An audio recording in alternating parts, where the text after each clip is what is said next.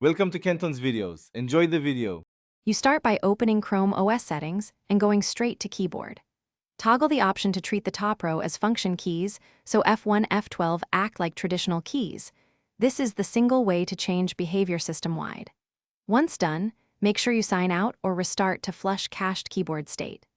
Doing this lets apps receive standard F key events instead of brightness and volume by default, which is essential for remote desktops, development tools, and many shortcuts.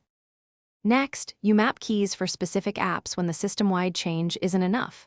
Open the same keyboard settings and add custom shortcuts, assigning F keys or modifiers like Alt plus F for behavior to preferred actions.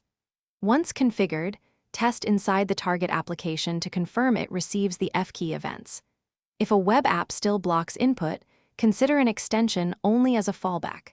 However, the system mapping is more reliable. Make sure to refine modifier combos so you don't collide with global shortcuts. To finish, verify behavior across sign-ins and perform a clean restart so settings propagate to all sessions.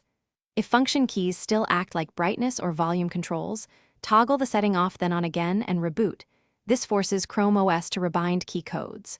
Once done, make sure to test with an external keyboard to determine whether the issue is hardware-specific. If external keys work, you likely have a firmware or keyboard hardware quirk. Otherwise, repeat the mapping steps and recheck app. Thanks for watching. Consider subscribing if we helped you.